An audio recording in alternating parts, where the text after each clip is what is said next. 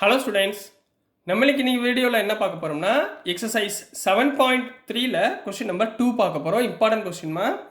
In a laboratory the count of bacteria in a certain experiment was increasing at a rate of 2.5% per hour. ஒவ்வொரு மணி நேரத்துக்கும் இந்த பாக்டீரியாவோட count வந்து increase ஆகிட்டே போகுது ஒரு லெபார்டரியில் வச்சு செக் பண்ணிக்கிட்டு இருக்கிறப்ப. சரிங்களா? எவ்வளோ பர்சன்டேஜ் இன்க்ரீஸ் ஆகுது? 2.5% பெர் ஹவருக்கு, ஒரு மணி நேரத்துக்கு. Find the bacteria at the end of 2 hours. இப்போ 2 மணி நேரம் ஆயிடுச்சு. இப்போ பாக்டீரியாவோட கவுண்ட் எவ்வளோ இருக்கும், எப்போ இருக்கும்னா வாஸ் இனிஷியலி 5,06,000. இனிஷியல்னா ஸ்டார்டிங்கில் கவுண்ட், இந்த 2 ஹவர்ஸ்க்கு முன்னாடி பாக்டீரியாவோட கவுண்ட்டு 5,06,000 இருந்திருக்கு. இப்போ 2 ஹவருக்கு அப்புறம் அந்த பாக்டீரியாவோட கவுண்ட்டு எவ்வளோ இருக்கும் அப்படின்றத கேட்க சொல்கிறாங்கம்மா. அப்போ இது ஒவ்வொரு ஹவருக்குமே சேஞ்ச் ஆகுதா? ஒவ்வொரு ஹவருக்குமே சேஞ்ச் ஆச்சுன்னா நான் என்ன ஃபார்முலா சொன்னேன்? காம்பவுண்ட் இன்ட்ரெஸ்ட்டில் உள்ள அமௌண்ட்டுடைய ஃபார்முலா. போன சம் பார்த்தோமா, ஃபஸ்ட்டு சம்மு, அதே மாடலில் இதில் போட போகிறீங்க. ரைட்டுங்களா? இப்போ முதல் எடுத்தவொடனே என்னென்ன கொடுத்துருக்காங்களோ அது ஃபார்முலேட் வைஸில் பார்த்துக்கோங்க. சரிங்களா? முதல் எடுத்தவொடனே பி கொடுத்துருக்காங்க, பிரின்சிபல். பிரின்சிபல்னா ஸ்டார்டிங்கில் எவ்வளோ பாக்டீரியா இருந்திருக்கு? 5,06,000. ரைட்டா? ரேட் ஆஃப் இன்ட்ரெஸ்ட் எவ்வளோ கொடுத்துருக்காங்க? 2.5%. 2.5%. டைம் எவ்வளோ கொடுத்துருக்காங்க? 2 ஹவர்ஸ். அங்கே போன சமயம் 2 இயர்ஸ் இருக்கும். அமௌண்ட் இன்க்ரீஸ்டு, இதுதான் நம்ம கண்டுபிடிக்க போகிறோம். சரிங்களா? அப்போ ஃபார்முலா என்ன? we know that A equal to P into 1 plus R by 100 the whole power T. இதான ஃபார்முலா. இப்போ சப்ஸ்டியூட் பண்ணுங்க பார்ப்போம். A எவ்வளோன்னு தெரியாது, P எவ்வளவு?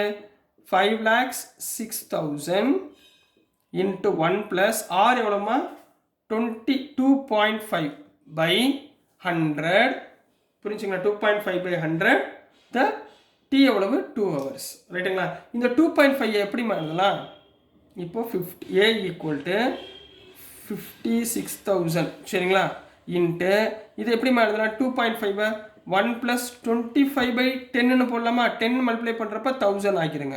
25 by 1000 த ஹோல் ஸ்கொயர். அப்போ என்ன கேன்சல் ஆகும்? 125 சார் 25, 425 சார் 100, அப்போ 40. புரியுதுங்களா?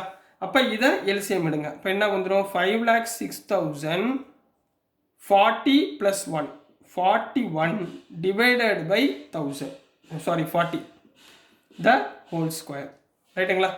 அப்போ A equal to 5,06,000 into 41 by 40 whole ஸ்கொயர்னா 2 டேர்ம் எழுதணும்.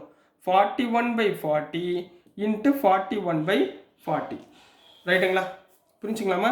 0 0 0 0 கேன்சல். சரிங்களா? 4 டேபிளால் மல்டிப்ளை பண்ணுங்க. 4 1s are 4, இதை கேன்சல் பண்ணிங்கன்னா 4 1s are 4, 4 2s are 8, மிச்சம் ரிமைனிங் 2 இருக்கா? 26.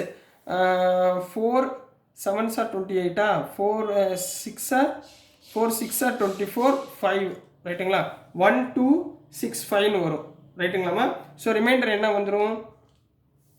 12 6 5 இன்ட்டு 41 இன்ட்டு 41 மல்டிப்ளை பண்ணிங்கன்னா 21,26,465 வரும். டிவைட் பை கீழே டினாமினேட்டரில் 4 இருக்குது. 4ஆல் இப்போ டிவைட் பண்ணிங்கன்னா 4 5s are 20, reminder 1, 4 3s are 12. ரைட்டுங்களா? 4 1s are 4, 24, 4 6 are 24, ரிமைண்டர் 1, அப்புறம் 4 6.525. ரைட்டுங்களா? ஸோ 53161 6.25. இதை அப்ராக்சிமேட்டாக எப்படி எழுதலாம்? 531,616ன்னு எழுதலாமா? அப்ராக்சிமேட்டில் எழுதிக்கிறோம். ரைட்டுங்களா? தேர்ஃபோர் எடுத்து எழுதணும். தேர்ஃபோர்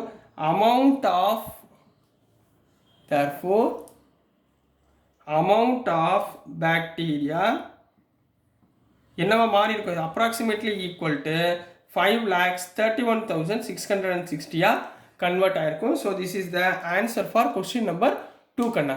புரிஞ்சுங்களா? ஈஸியாக இருந்துச்சுங்களா? நெக்ஸ்ட் நம்ம கொஸ்டின் நம்பர் 3 பார்த்துடலாம். ஸோ நெக்ஸ்ட்டுமா கொஸ்டின் நம்பர் 3 பார்க்க போகிறோம். கொஸ்டின் நம்பர் 3ல என்ன கேட்டிருக்காங்கன்னா, எ ஸ்கூட்டர் வாஸ் பாட் அட் ₹42,000. அப்போ ஒரு கடைக்கு போகிறோம், ஒரு ஸ்கூட்டர் ஒன்று வாங்கியிருக்காரு. எவ்வளோ ரூபாய்க்கு வாங்கியிருக்காரு? ₹42,000 வாங்கியிருக்காரு.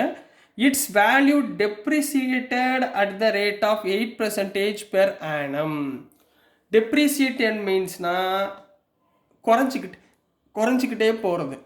இப்போ நம்ம ஒரு பைக் வாங்குகிறோம், பைக்கை வாங்குறப்ப 1 lakh rupeesக்கு இப்போ வாங்குறோம்னு வச்சுக்கோங்களேன். இப்போ பைக்கை ரோட்டில் இறக்கிட்டோம்னாலே உங்களுக்கு என்ன ஆகி போயிடும், அதோட ரேட் வந்து 70,000 80,000 கன்வெர்ட் ஆகி குறைஞ்சிரும். சரிங்களா?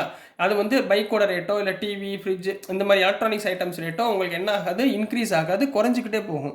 ஸோ அதே மாதிரி இங்கே டெப்ரிசியேட்டர்னா குறைஞ்சிக்கிட்டே போகுது. எவ்வளோ குறைஞ்சிக்கிட்டு போகுதுன்னா ஒரு வருஷத்துக்கு 8% குறைஞ்சிக்கிட்டு போகுது. Find its value after 1 year. இப்போ 1 yearக்கு அப்புறம் இந்த பைக்கோட ரேட்டு என்னவா இருக்கும் அப்படின்றத கரெக்டாக கண்டுபிடிச்சு சொல்லுங்கள். சரிங்களா?